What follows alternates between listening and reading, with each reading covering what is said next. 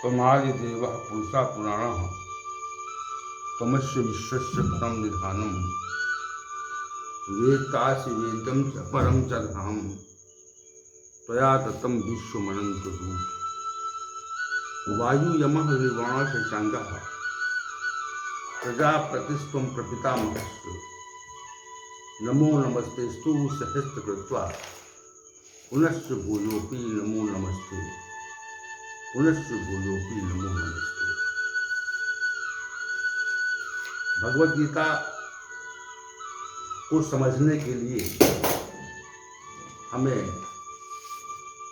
अन्य शास्त्रों के अवलंबन की आवश्यकता पड़ती है, क्योंकि भगवद गीता के ऐसे बहुत से विषय हैं जिनकी व्याख्या के लिए हमें अन्य शास्त्रों का अवलंबन करना पड़ता है। उपनिषदों, पुराणों और दार्शनिक ग्रंथों का आश्रय लेना पड़ता है। सृष्टि रचना, सृष्टि के प्रकार और उसके सहयोगी तत्व, प्रकृति और परमात्मा की पराशक्ति माया, त्रिगुण तथा उसकी क्रिया विधि और उसका प्रभाव, पंच महाभूत, परा प्रकृति, जीव, कर्म के क्रियान्वयन के स्वरूप, कर्म की गति, उसका परिणाम, ब्रह्मांड का ज्ञान, विज्ञान, ध्यान साधना के व्यवहार आदि को सम्यक रूप से समझने के लिए हमें शास्त्रों के अवलंबन की आवश्यकता पड़ती है। श्री भगवान ने भगवद गीता के ज्ञान को समग्र स्वरूप और समस्त आध्यात्मिक ज्ञान को सार स्वरूप प्रस्तुत किया है। भगवद गीता ज्ञान की विशेषता है कि हम जितना भी ज्ञान के विषय मंथन करते हैं उससे ज्ञान का संजाल प्रकट हो जाता है। किसी विषय के संबंध में मन कल्पना करता है और बुद्धि उसका विनिश्चय कर देती है। उस कल्पना के स्वरूप को गीता ज्ञान आकाशवत बढ़ाता है। इस प्रकार गीता ज्ञान का विशाल बृहद स्वरूप भी पुनः पुनः विचारित किया जाए तो यह बृहद रूप ले लेता है, और इसको समझने के लिए हमें अन्य शास्त्रों के अवलंबन की आवश्यकता पड़ती है। जैसे भगवद गीता के 10वें अध्याय विभूति योग में अनेक प्रकार की विभूतियों का वर्णन किया गया। तो विभूतियों के वर्णन में श्री भगवान ने अनेक तथ्य कहे। उन तथ्यों में अपने स्वरूप को स्पष्ट किया और उन स्वरूपों को समझने के लिए हमें पौराणिक ग्रंथों का आश्रय लेना पड़ता है कि वे स्वरूप क्या है। इसलिए हमें शास्त्रों के अवलंबन की आवश्यकता पड़ती है। दूसरा तथ्य यह है कि भगवद गीता का जो ज्ञान है वो सामान्य रूप से तो सामान्य प्रतीत होता है, परंतु उसके विशेष अर्थ है, और विशेष अर्थ सामान्य रूप से प्रकट नहीं होते। उन्हें तभी प्रकट किया जा सकता है या तभी जाना जा सकता है जब हम साधना की ऊंचाई पर पहुंचते हैं, क्योंकि भगवद गीता के वास्तविक रूप से 3 विषय हैं। एक तो शास्त्रीय विषय है जिसमें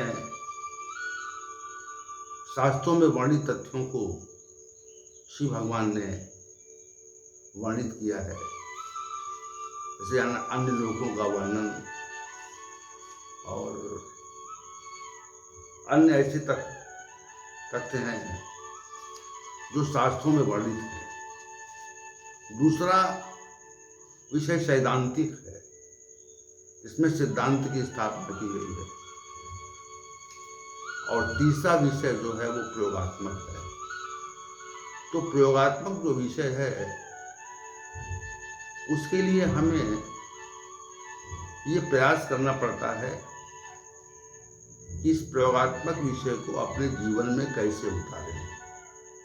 और जब तक प्रयोगात्मक विषय आप समझेंगे नहीं, उस पर चिंतन नहीं करेंगे, उसे अपने जीवन में कैसे उतारेंगे? उतार सकने की क्षमता हमारी नहीं है। इसलिए शास्त्रों के अवलंबन की आवश्यकता निश्चित रूप से पड़ती है। तो शास्त्रीय विषय, सैद्धांतिक विषय और प्रयोगात्मक विषय विशिष्ट इसलिए हैं क्योंकि श्री भगवान ने इसमें अपने साक्षात्कार के विषय में और उसकी प्रक्रिया के बारे में स्पष्ट रूप से वर्णन किया है। उस प्रक्रिया को भी हम कभी कभी शास्त्रों के माध्यम से समझते हैं और उसको जानते हैं। तो चूंकि हमारे यहाँ 4 वेद हैं, जिन्हें संहिता भाग कहा जाता है, आरण्यक ग्रंथ है, ब्राह्मण ग्रंथ है और उपनिषद है, इसे वेदांत कहा जाता है। इसके अतिरिक्त 6 शास्त्र हैं, योग, मीमांसा, न्याय, वैशेषिक, वेदांत।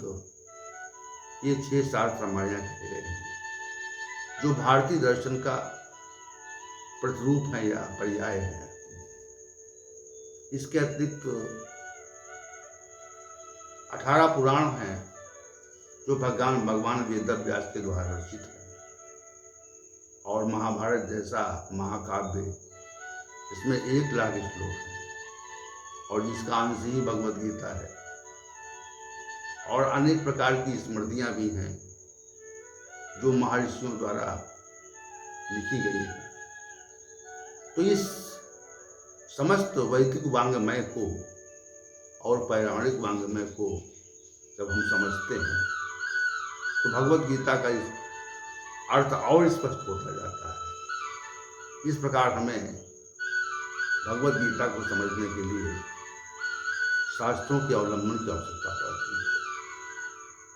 तो कल से हम भगवद गीता के प्रथम अध्याय की व्याख्या आरंभ कर रहे हैं और उस व्याख्या में कल से शुभारंभ होने के कारण आप सभी लोग उपस्थित हैं। ओम सहनावतु सहनौ भुनक्तु सह वीर्यं कर्वावहै तेजस्विनावधीतमस्तु मा विद्विषावहै। ओम शांति शांति शांति।